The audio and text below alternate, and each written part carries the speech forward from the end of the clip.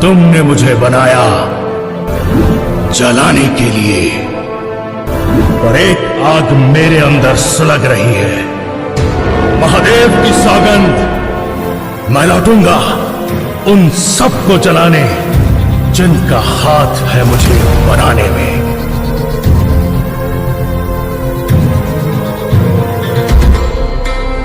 मैं